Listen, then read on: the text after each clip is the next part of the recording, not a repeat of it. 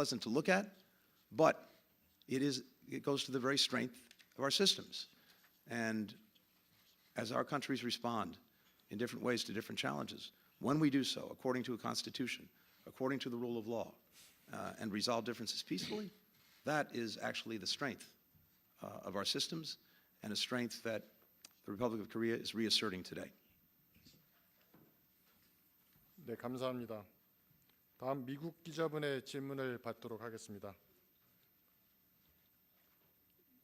뉴욕타임스의 에드워드 원 기자님 질문해 주시기 바랍니다. Thank you, both of you. Mr. Secretary, it's appropriate you just spoke about the importance of democracy on the 4th anniversary of the violence of January 6th in the U.S. I'm wondering, you and Mr. Biden both hailed President Yoon as a champion of democracy, and you allowed him to hold the 3rd Summit for Democracy here in Korea. Why were you and President Biden both blindsided by his anti-democratic power grab? And do you regret placing your earlier faith in Mr. Yoon? And a related question, yesterday I watched as Mr. Yoon's supporters amassed in the streets near our hotel, and they held up "Stop the Steal" signs in English and waved American flags and also chanted "Stop the Steal." Clearly an appeal to President-elect Trump for help, given Trump's own attempt before and during January 6th to stay in power.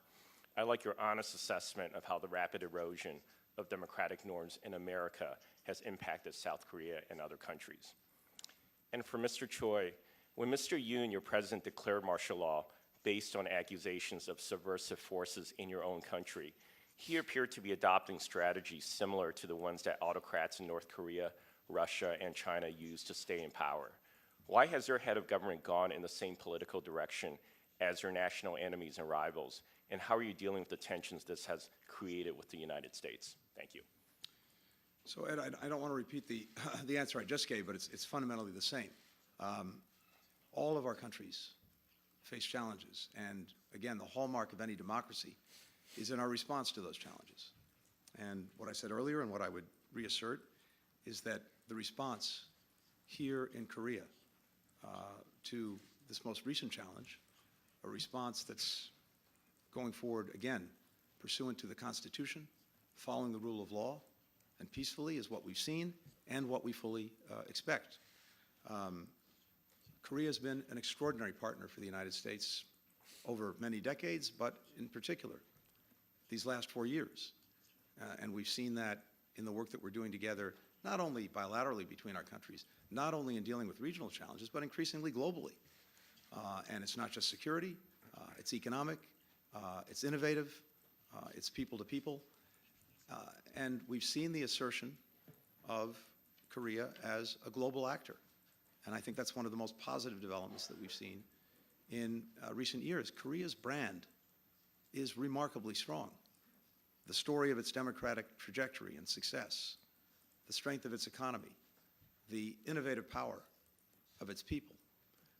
And when a country, whether it's ours or Korea, faces a challenge, the measure is how we respond. And again, as I said, the response that we're seeing and that we expect to continue to see is one that is peaceful and fully consistent and in accordance with the Constitution and the rule of law. And again, at the risk of repeating myself, I think what we've seen in our own country, as well as in other democracies that have faced challenges, has been a response that's open, that's transparent, that doesn't pretend we don't have problems or challenges, that confronts them directly. And time and again, what we've seen is our countries emerge stronger from those challenges. Now, it's vitally important, essential, that as we respond to challenges, we do so in accordance with the rule of law, with the Constitution, with our democratic principles. And if and as we do that, I believe that will only reinforce the strength of our democracies.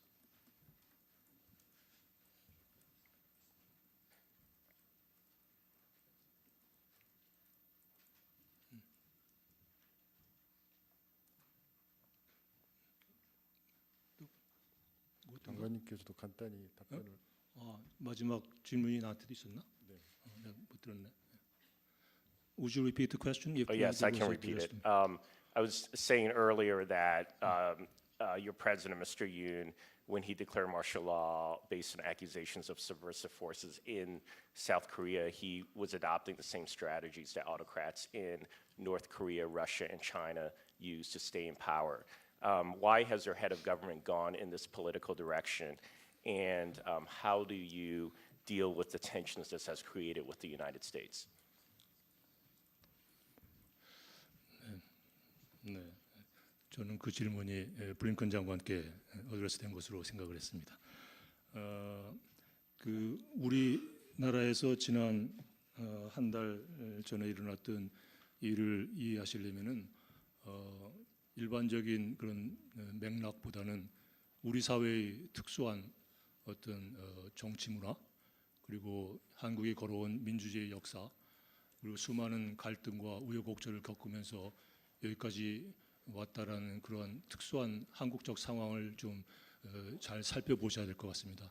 단순히 일반적인 민주주의에 대한 이론이라든가 객관적인 그런 시각에서 어떤 특수한 한국이라는 사회에서 일어나는 문제를 바라볼 때는 정확한 그 답이 찾아지지 않을 수가 있다고 생각이 됩니다.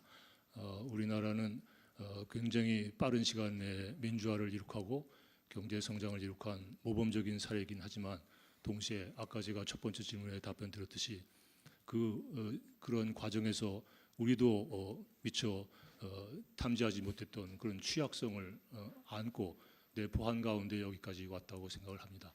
그래서 그러한 내재적인 그런 잠재했던 요소들이 특수한 상황에서 폭발적으로 드러나서 우리가 전혀 예기치도 않고 상상조차 하지 않았던 일들이 일어난 것인가 저는 그렇게 생각하고 이러한 문제를 해결하는 것은 단시일 내에는 어렵고 끊임없이 우리 정치권이 각성을 하면서 더 나은, 더 완벽한 민주주의를 향해서 노력을 해야 되고 분열과 갈등의 정치를 극복하고 화합과 통합, 치유의 정치를 하기 위해 노력해야 된다고 생각하고 그러기 위해서는 우리나라의 정치 문화를 바꾸기 위한 지식층들의 각성도 필요하고 그들의 더 적극적인 행동이 필요한 때라고 저는 생각을 합니다. 한미 관계에 이러한 사건이 얼마나 손상을 줬는지는 모르겠지만 지난 한 달 동안 제가 블링컨 장관과 골드버그 대사 그리고 여러 미국 인터로큐터들과 대화하고 소통하는 가운데 우리 한미 양국 간에는 완벽한 신뢰가 있다는 것 그리고 이러한 불행한 사태에도 불구하고 한미 동맹의 미래는 밝고 굳건하다는 것 그것을 확인할 수 있었습니다. 따라서 그러한 신뢰와 굳건한 그 동맹 관계 속에서 우리 양국 관계는 끊임없이 발전해야 될 것이라는 확신을 갖고 있습니다. 그 이상 저는 어떠한 두려움이라든가 불안을 갖고 있지 않습니다. 네, 감사합니다. 네, 이제 다시 한국 기자분의 질문을 받겠습니다. 코리아 헤럴드 지다겸 기자님 질문해 주시기 바랍니다. Thank you, Secretary Blinken. I'd like to take this opportunity during your ferry trip to Seoul to ask you two questions regarding North Korea policy and trilateral cooperation. North Korea launched a ballistic missile earlier today in what appears to be a symbolic gesture overlapping with your final visit to Seoul and Tokyo. And some critics argue that there has been a lack of proactive engagement and limited visible progress in curbing North Korea provocation and advancing dialogue with North Korea. And how would you assess the Biden administration's overarching policy approach toward North Korea? And what do you view as the administration's key achievement and shortcomings in addressing North Korean issues? And finally, what lessons learned would you recommend the Trump administration's consider to more effectively to address North Korean issues and foster stability in the region? And secondly, the Camp David Summit has been a landmark achievement in strengthening trilateral cooperation among the U.S., South Korea, and Japan. However, with the Trump administration set to take office next January and political uncertainties furthering in South Korea, concerns have emerged about the durability and sustainability of this trilateral framework. Given this development, what specific steps or institutional measures would you recommend to the Trump administration prioritized to ensure this trilateral partnership remains robust and resilient? Thank you very much. So with regard to the DPRK, first, as I said earlier, we condemn yet another violation of multiple Security Council resolutions with the reported missile launch. What we've worked to do over these last 4 years is two things. First, we have sought to engage the DPRK and multiple efforts to sit down, to talk without any preconditions. We communicated that on many occasions. We've done it privately, we've done it publicly. And the only response effectively we've gotten has been more and more provocative actions, including the missile launches. So it is not for want of seeking engagement and trying to find a way forward through diplomacy. But at the same time, we haven't stood still. On the contrary, we have in historic ways strengthened our common defense and common deterrence. We've done that bilaterally, including through the work of the Nuclear Consultative Group, and that I expect to meet in the coming days again. We've done it in reinforcing, in very practical ways, the alliance between the United States and the Republic of Korea, and we've done it trilaterally with Japan. And the spirit of Camp David is now manifesting itself, as I mentioned, in more than 36 practical initiatives, notably in the security realm, but also economics, people to people, that is bringing our countries closer together, demonstrating practical results for the people, and enhancing our defense and our deterrence when it comes to the DPRK. And precisely for those reasons, I fully expect it to continue. It's manifestly in the interests of the people in all three of our countries. We have seen, among other things, just recently, the establishment of a permanent secretariat to manage the work of the trilateral process. I've heard positive statements across the political spectrum here in the Republic of Korea in support of that work. I'll be going to Tokyo from here, and I fully expect as well that I'll hear a reaffirmation of a commitment to the trilateral process. And in fact, again, today's launch is just a reminder to all of us of how important our collaborative work is, including on real-time information sharing, including on the exercises we're engaged in on a trilateral basis. All of that and more is a strong and effective response to the provocations from North Korea. So I have confidence that because it's so in the interest of all of us, it will continue, and future administrations, whether it's here, whether it's in the United States, whether it's Japan, will continue to build on the work that we've done together. 네, 마지막으로 미국 기자께서 질문해 주시겠습니다. AFP의 션 텐든 기자님 질문해 주시기 바랍니다.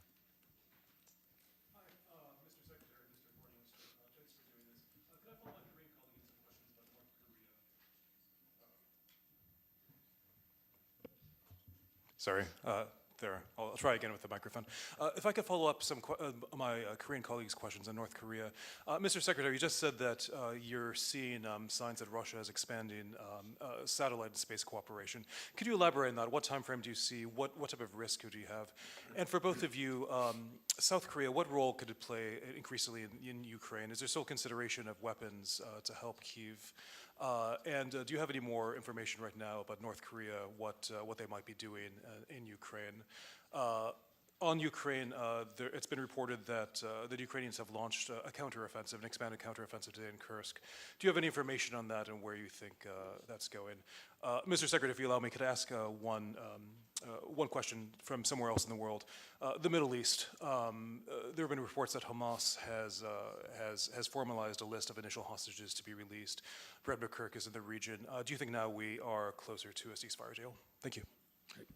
Thanks, Sean, and appreciate the very impressive effort to bring multiple questions and multiple theaters together in one. Thank you. Trying to put the themes together.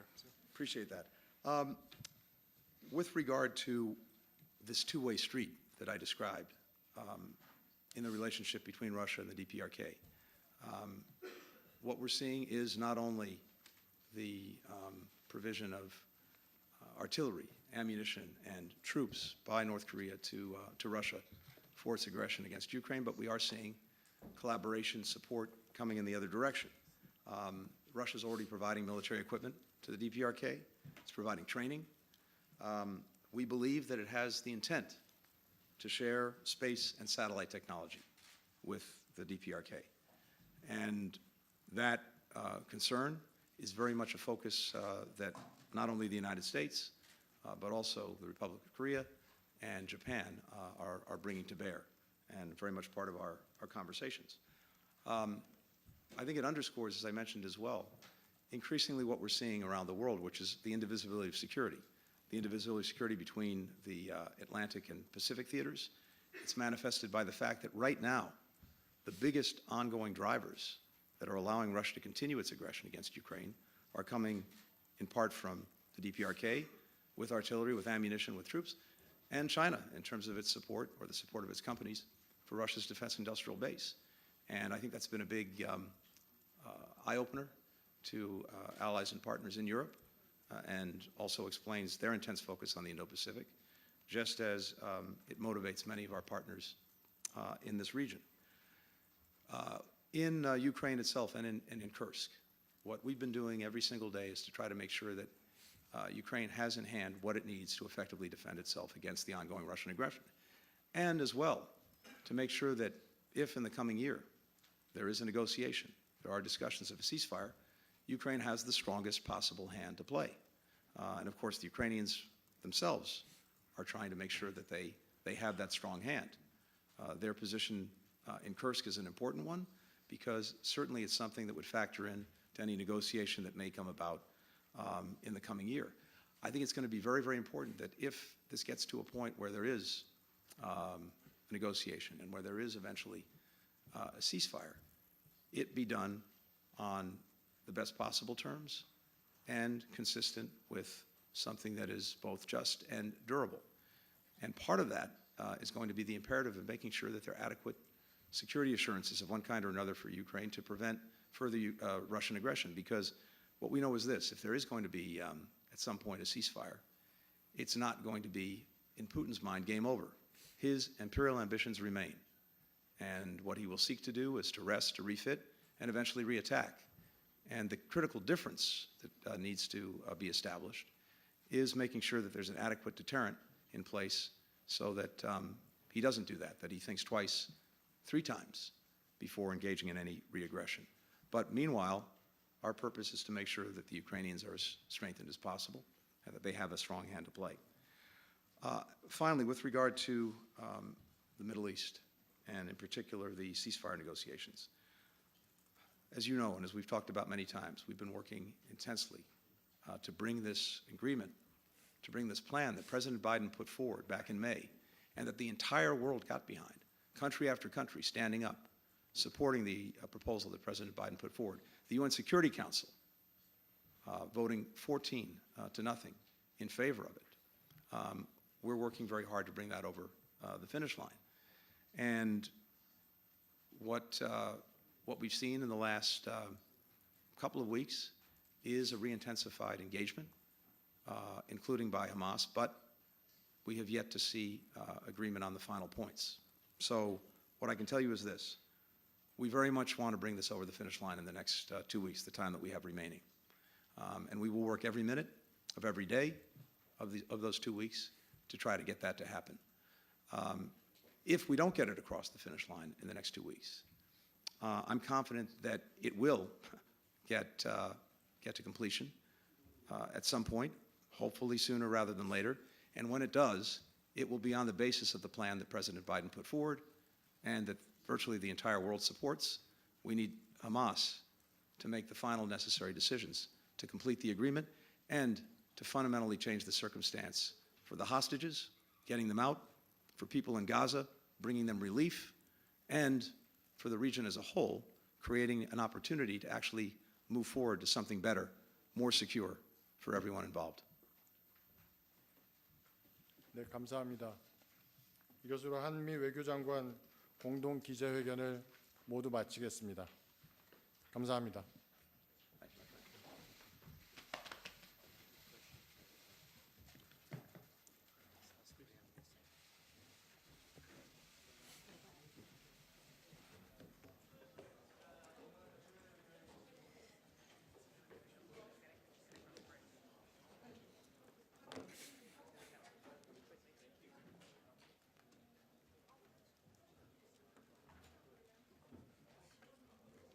fun. See you guys in Tokyo.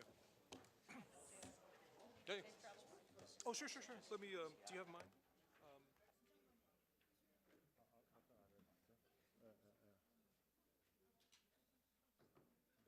물어볼게요. 근데 없을 것 같은데.